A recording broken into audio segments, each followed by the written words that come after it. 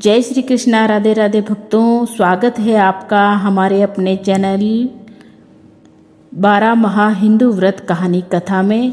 तो भक्तों, आज हम आपको सुनाएंगे संकट चौथ की व्रत कथा।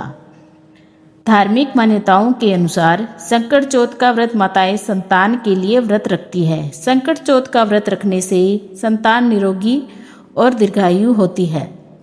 6 जनवरी को संकट चौथ का व्रत रखा जा रहा है। इस पावन दिन भगवान गणेश की विधि विधान से पूजा अर्चना की जाती है।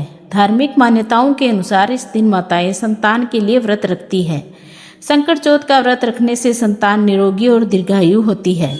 मान्यता है कि भगवान श्री गणेश की कृपा से सभी बिगड़े काम बन जाते हैं। संकट चौथ के दिन चंद्रमा को अर्घ्य देने के बाद ही व्रत का पारण किया जाता है। अब सुनिए संकट चौथ की कहानी। एक शहर में देवरानी और जेठानी रहती थी। जेठानी अमीर थी और देवरानी गरीब। देवरानी गणेश जी की भक्त थी। देवरानी का पति जंगल से लकड़ी काट कर बेचता था और अक्सर बीमार रहता था। देवरानी जेठानी के घर का सारा काम करती और बदले में जेठानी बचा हुआ खाना, पुराने कपड़े आदि उसको दे देती थी। इसी से देवरानी का परिवार चल रहा था। माघ महीने में देवरानी ने तिल चौथ का व्रत किया और 5 रुपए से तिल व गुड़ लाकर तिलकुट्टा बनाया। पूजा करके तिल चौथ की कथा सुनी और तिलकुट्टा छींके में रख दिया और सोचा कि चांद उगने पर पहले तिलकुट्टा और उसके बाद ही कुछ खाएगी। कथा सुनकर वह जेठानी के यहाँ चली गई। खाना बनाकर जेठानी के बच्चों से खाना खाने को कहा तो बच्चे बोले, माँ ने व्रत किया है और माँ भूखी है। जब माँ खाना खाएगी तब भी हम खाएंगे। जेठ जी को खाना खाने को कहा तो जेठ जी बोले, मैं अकेला नहीं खाऊंगा। जब चांद निकलेगा तब हम सब खाएंगे, तभी मैं खाऊंगा। जेठानी ने उसे कहा, आज तो किसी ने भी अभी तक खाना नहीं खाया, तुम्हें कैसे दे दूं? तुम सवेरे बचा हुआ खाना ले जाना। देवरानी के घर पर पति बच्चे सब आस लगाए बैठे थे कि आज तो त्योहार है, इसलिए कुछ पकवान आदि खाने को मिलेगा।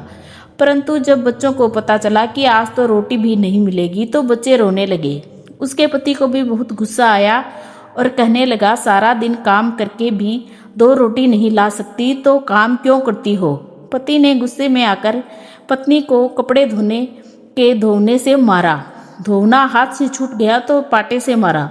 वह बेचारी गणेश जी को याद करती हुई रोते रोते पानी पीकर सो गई। उस दिन गणेश जी देवरानी के सपने में आए और कहने लगे, धोने मारी, पाटे मारी, सो रही है या जाग रही है? वह बोली, कुछ सो रही हूँ, कुछ जाग रही हूँ। गणेश जी बोले, भूख लगी है, कुछ खाने को दो। देवरानी बोली, क्या दूँ? मेरे घर में तो अन्न का एक दाना भी नहीं है। जेठानी बचा कुचा खाना देती थी, आज वह भी नहीं मिला। पूजा का बचा हुआ तिलकुट्टा छींके में पड़ा है, वही खा लो। तिलकुट्टा खाने के बाद गणेश जी बोले, धोने मारी, पाटे मारी, निमटाई लगी है, कहाँ निमटे? वह बोली, यह पड़ा है घर, जहाँ चाहे वहाँ निमट लो। फिर गणेश जी बच्चे की तरह बोले, अब कहाँ पूछूं? नींद में मगन उस देवरानी को बहुत गुस्सा आया और कब से तंग किए जा रहे हो? सो बोली, मेरे सर से पूछो और कहाँ पहुँचोगे? सुबह जब देवरानी उठी तो यह देखकर हैरान रह गई, पूरा घर हीरे मोती से जगमगा रहा है। सिर पर जहाँ विनायक जी पहुँचने कर गए थे वहाँ हीरे के टीके व बिंदी जगमगा रहे थे। उस दिन देवरानी जेठानी के यहाँ काम करने नहीं गई। बड़ी देर तक राह देखने के बाद जेठानी ने बच्चों को देवरानी को बुलाने भेजा। जेठानी ने सोचा कल खाना नहीं दिया था, इसलिए शायद देवरानी पूरा मान गई है। बच्चे बुलाने गए और बोले, चाची चलो, माँ ने बुलाया है, सारा काम पड़ा है। देवरानी ने जवाब दिया, अब उसकी जरूरत नहीं है, घर में सब भरपूर है गणेश जी के आशीष से। बच्चों ने घर जाकर माँ को बताया कि चाची का तो पूरा घर हीरे मोतियों से जगमगा रहा है। जेठानी दौड़ती हुई देवरानी के पास आई और पूछा, यह सब कैसे हुआ? देवरानी ने उसके साथ जो हुआ वो सब कह डाला।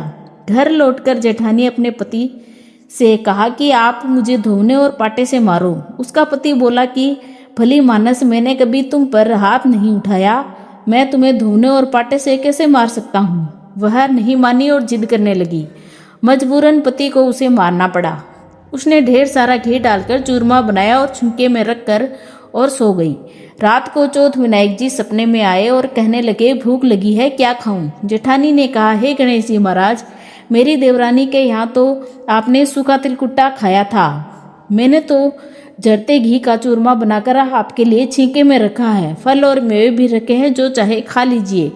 बाल स्वरूप गणेश जी बोले, अब निमटे कहाँ। जेठानी बोली, उसके यहाँ तो टूटी फूटी झोंपड़ी थी, मेरे यहाँ तो कंचन के महल है, जहाँ चाहो निमटो। फिर गणेश जी ने पूछा, अब कहाँ पहुँचे। जेठानी बोली, मेरे ललाट से बड़ी सी बिंदी लगाकर पहुँच लो।